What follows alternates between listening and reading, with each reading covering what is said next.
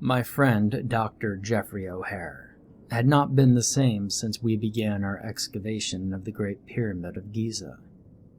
The most brilliant of minds can easily be warped and corrupted by madness.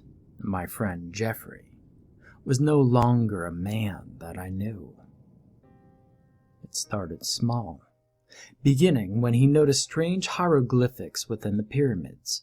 He jotted them down in his notebook, being the great scholar that he was. Though even the greatest of scholars can be blind to their own desires. He became obsessed with his notes, believing that it was an ancient language, one older than the first dynasty of Egypt. And I did not believe such things. I'd seen the ancient symbols, but thought more practically on the matter. But I should have known. Jeffrey would stand on the edge of the excavation site at dusk, watching the glowing orange orb of the sun fall behind the sand dunes.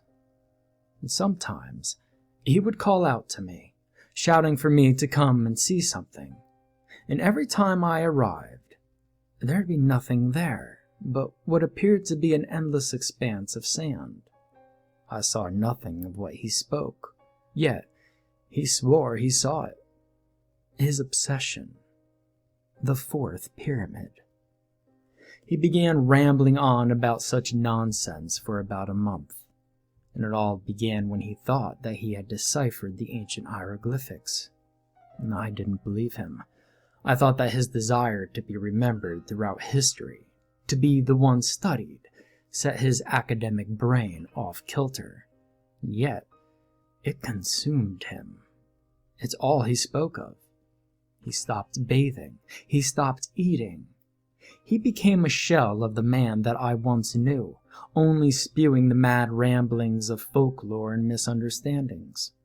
He'd seen the 3 pyramids. Hell, we'd spent 2 months there exploring the innards of such great feats.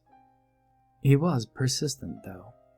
He honestly believed there to be a 4th, and I thought him mad. It wasn't until Jeffrey began leading some of our diggers out into the desert that I became concerned. He'd watch the sunset. He'd stop calling for me, and instead, he needed the superstitious workers to listen to his authority. And over the course of a few nights, he took 3 workers out into the desert, stumbling over starlit dunes into the depths of the white, sandy void. The workers began to fear him, but I did not believe him to be so cruel, and I dared not listen to rumors.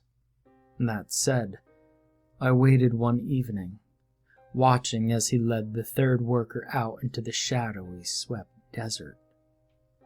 And I became shaken to my core when I'd seen that he returned alone, tired and out of breath, sweating in the cold desert night.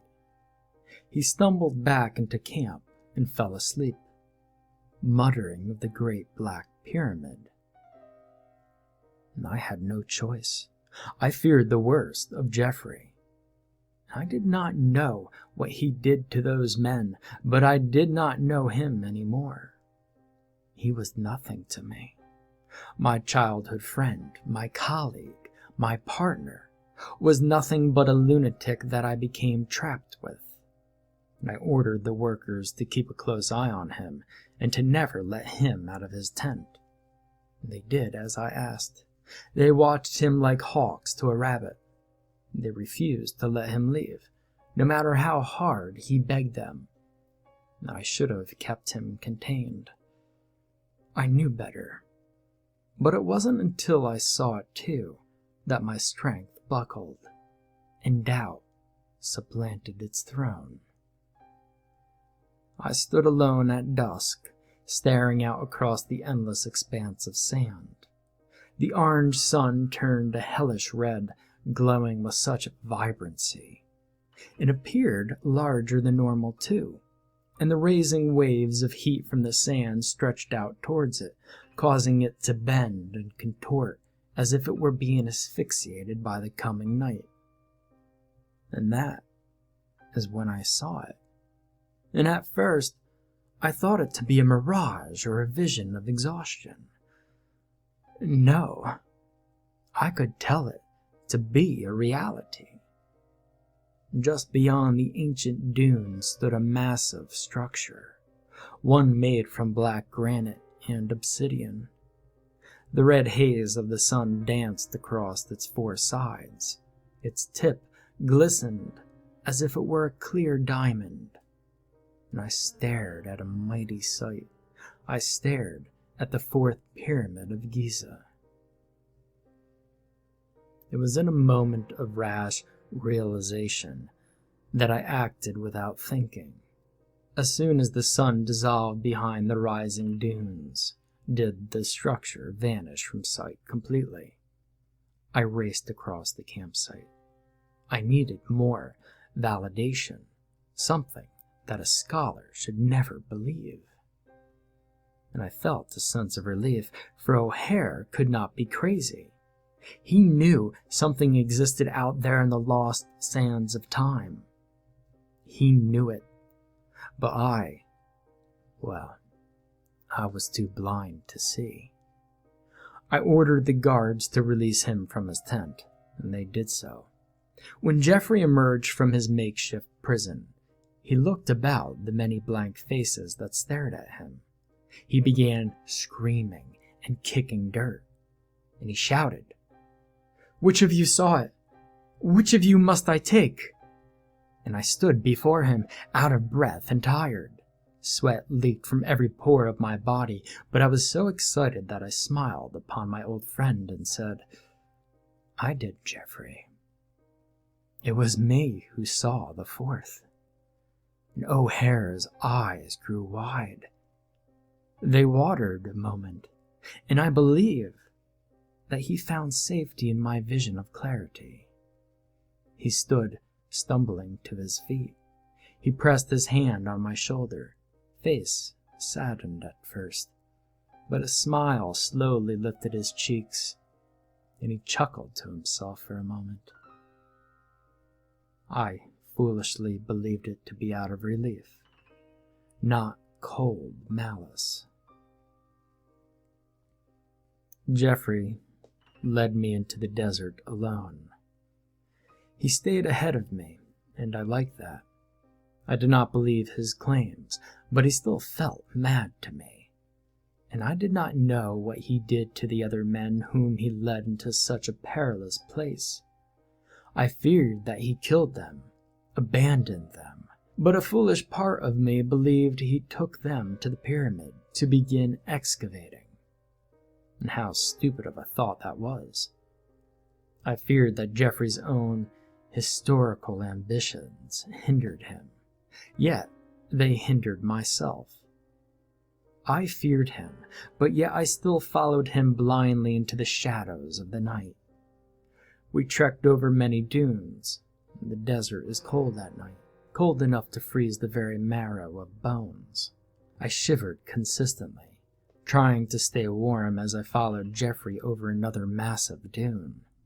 The sand parted as our feet connected, causing our feet to drift and move. The sands of Egypt were unstable, as was my mind. Jeffrey rested for a moment at the top of the dune. He chuckled to himself, and I moved behind him, reaching for the top of the shelf of sand. I collapsed to my knees out of sheer exhaustion. I felt as if we walked for miles, but as I turned back, I could see the twinkling lanterns of our excavation site. I could see the 3 pyramids lit under the low moonlight. O'Hare said quickly, "Look, scholar, and see. Look and see its majesty." I turned, looking out at the endless expanse of sand and dust. The winds blew violently, creating large twirling masses of tan dancing across the desert floor. They blocked my vision momentarily, for I raised my hand to shield my eyes. It was only when Jeffrey demanded me to look that I lowered it and saw the majesty of which he spoke. Before us stood the great black pyramid, that I'd seen in the setting sun. It towered over us, massive and hulking with such a power. It did not appear to be made of individual stones, for if it were, they had to be blended with meticulous precision. By sight alone, I assumed it to be made of obsidian.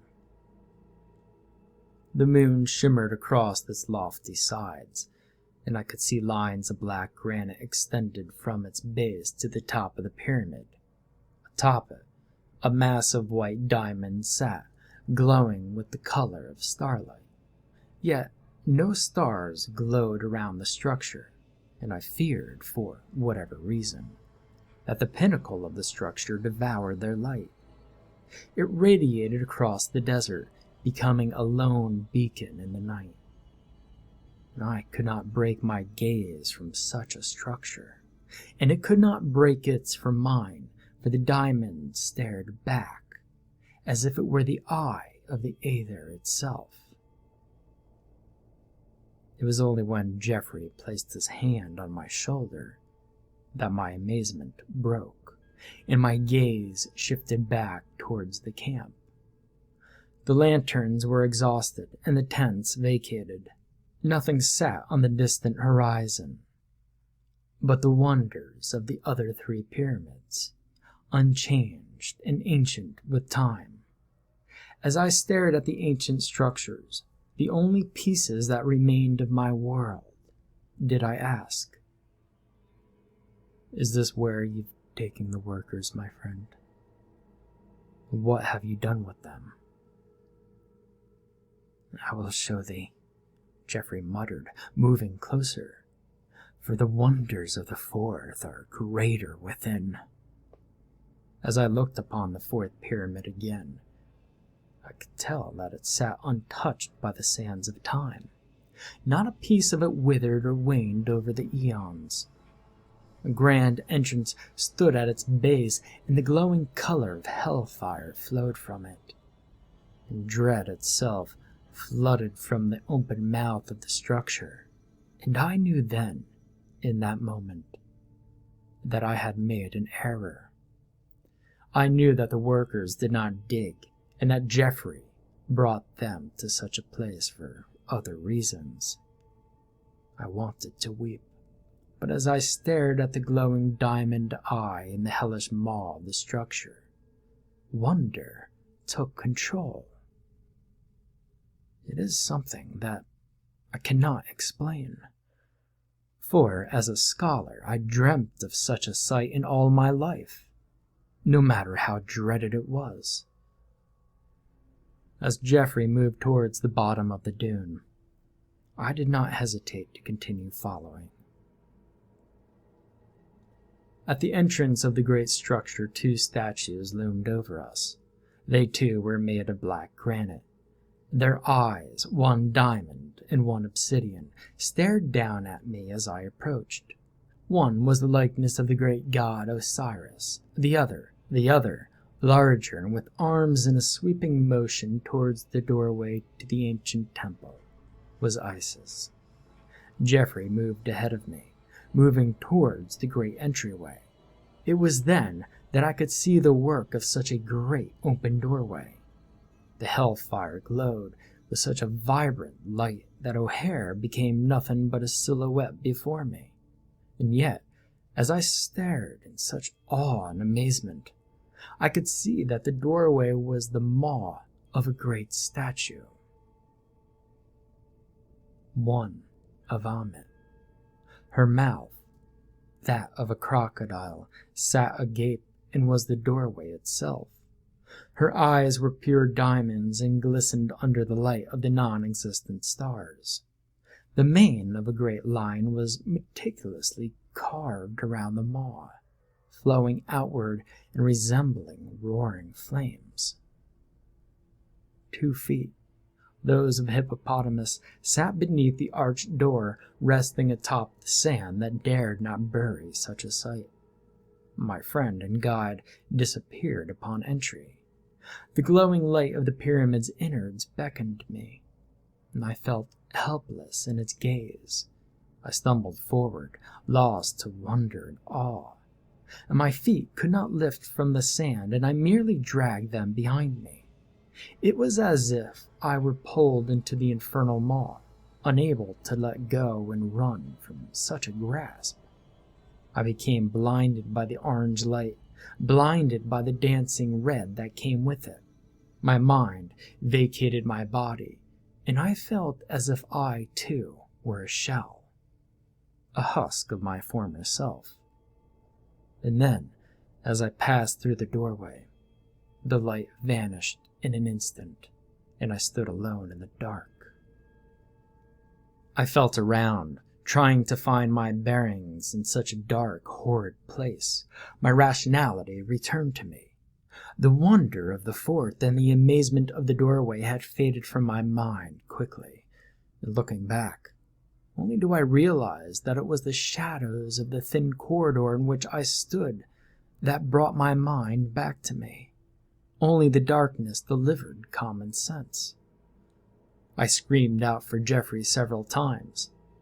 He was not there with me. I truly stood alone in an ancient structure, one of which could not be seen by the eyes of a mere mortal, and my hands rubbed the sides of the corridor. I could feel ancient carvings, those of hieroglyphics, and I tried my best to read them in the dark, but they were not of Egypt. They were symbols, somewhat remnant of long-dead druids, and even symbols similar to the Cretans. I screamed for Jeffrey once more. My voice echoed through the corridor, carried on the back of shadows. As it faded from the hall, a dim light glowed towards me at the end of the tunnel, something of which I feared would never end. I ran as fast as I could, careless of what may lurk within the shadows, and fright took control, and I needed out. The only way was towards the dim light. It was only when I reached it that I realized I should have stayed in the darkness. I should have never entered such a dreadful place. I should have never followed my old friend into that desert.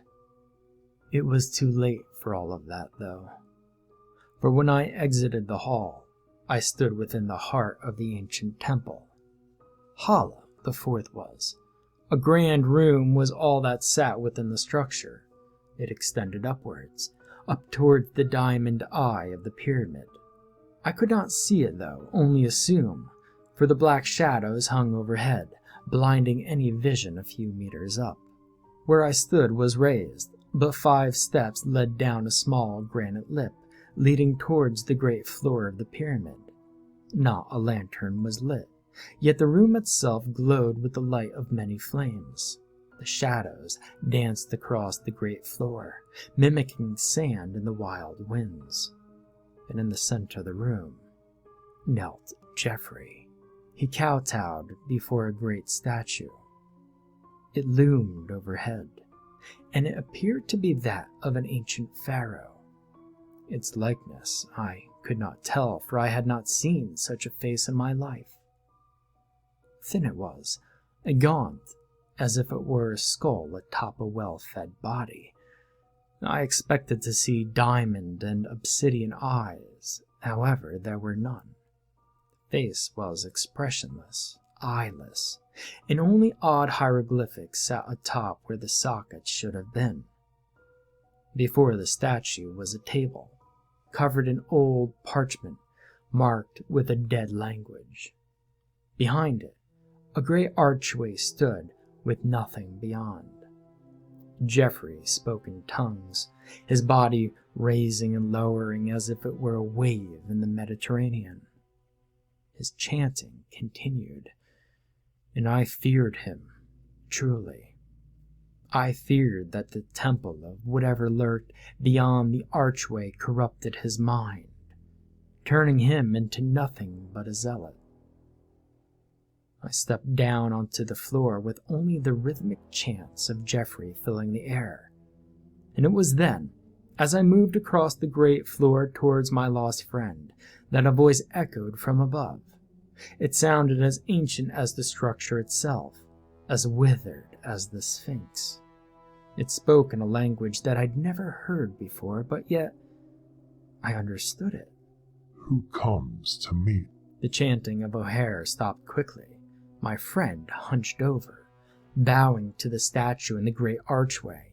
He spoke that strange language too, and I understood.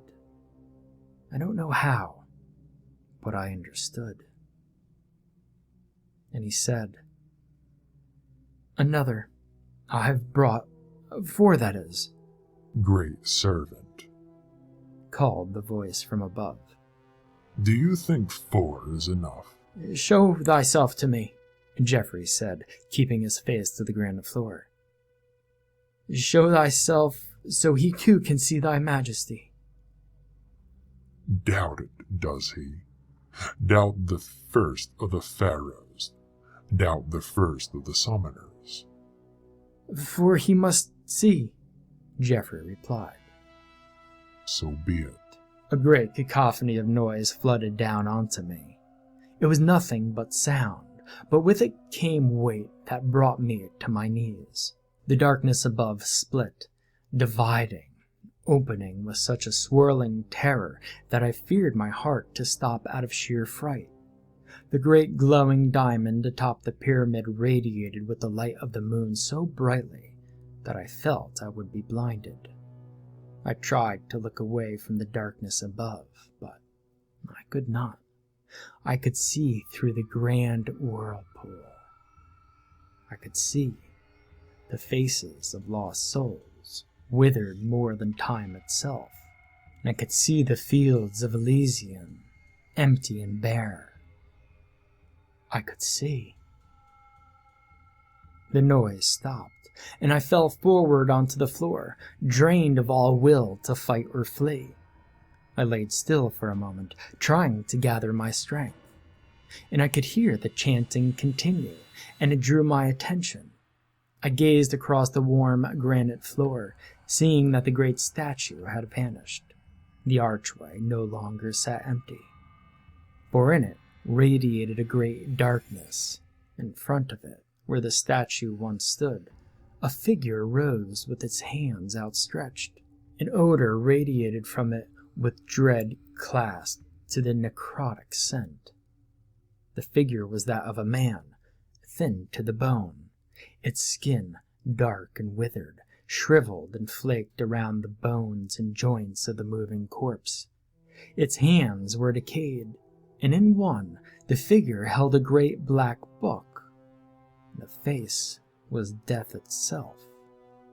What skin remained laid tight to the bones in open cheeks. The teeth of the figure shimmered under the light of the great diamond. Its lips were pursed, decayed and corrupted by its speech.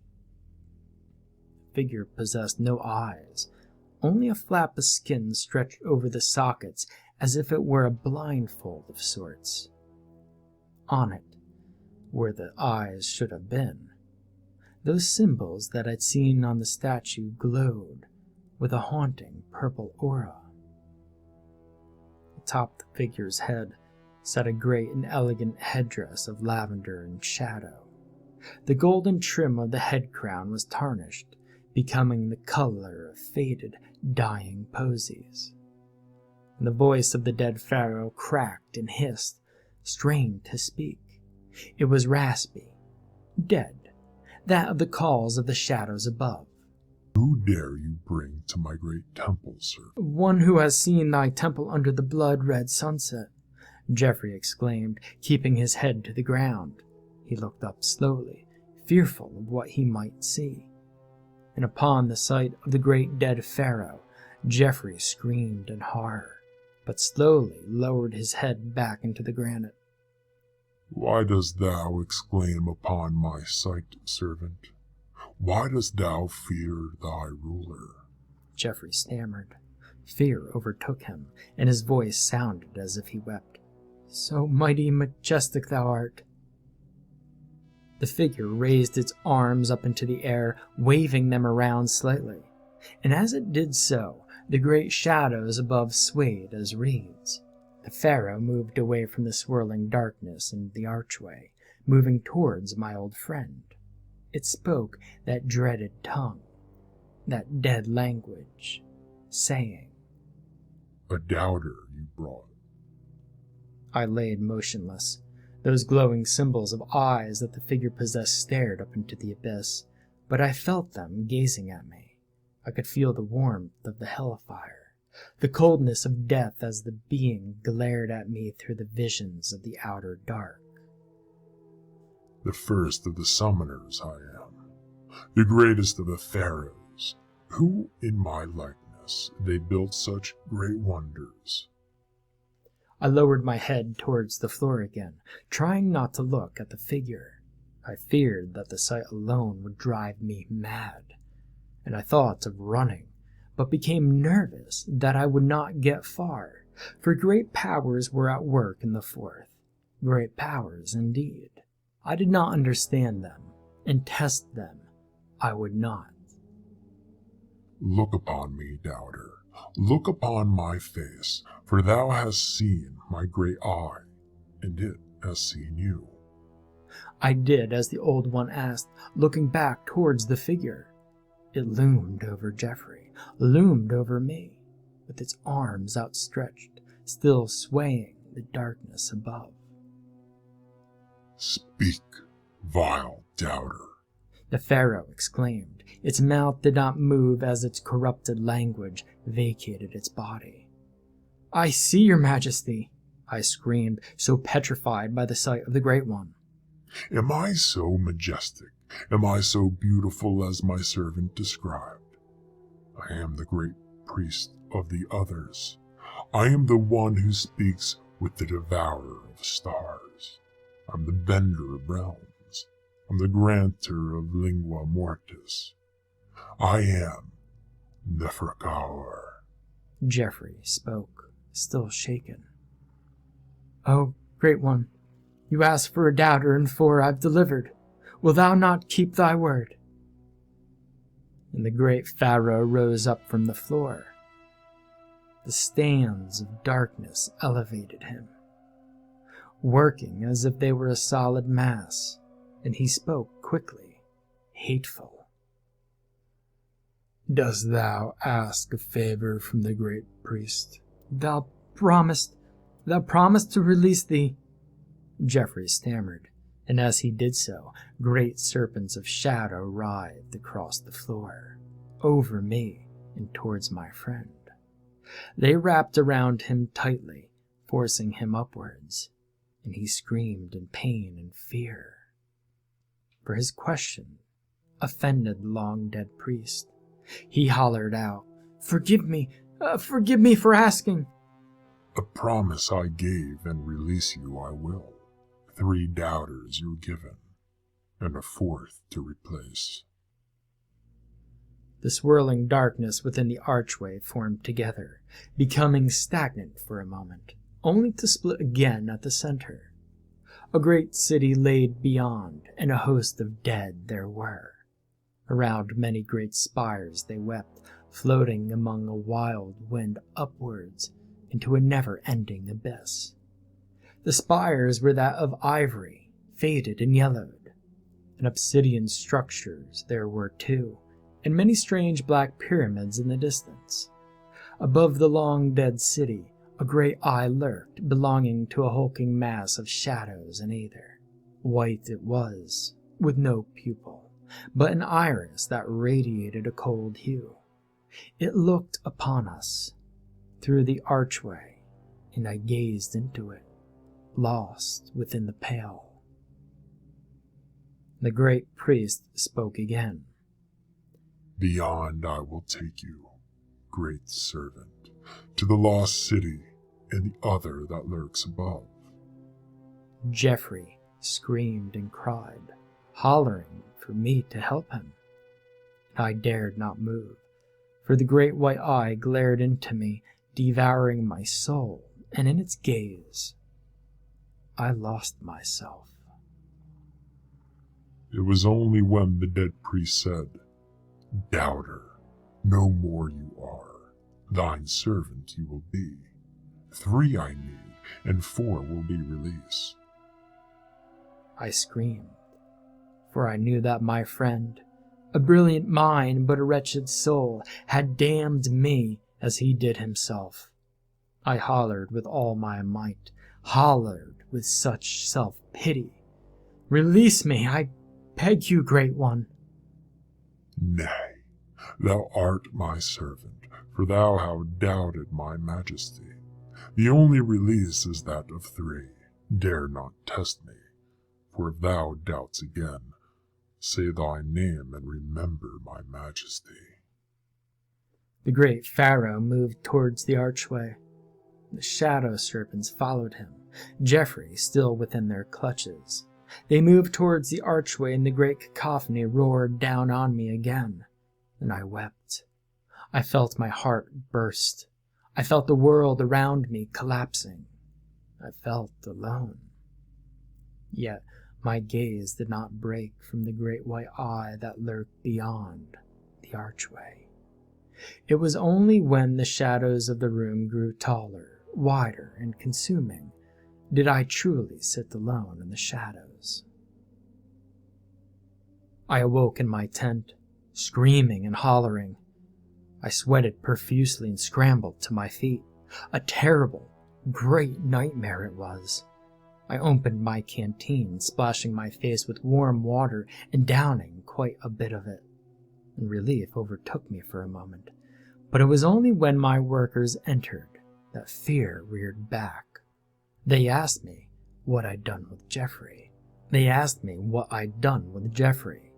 They asked what I saw out in the desert, for they saw me return alone across the ancient dunes at sunrise. I dared not speak of such troubles that I'd seen, for I feared the worst. I did not stay in Egypt. I returned home the next day.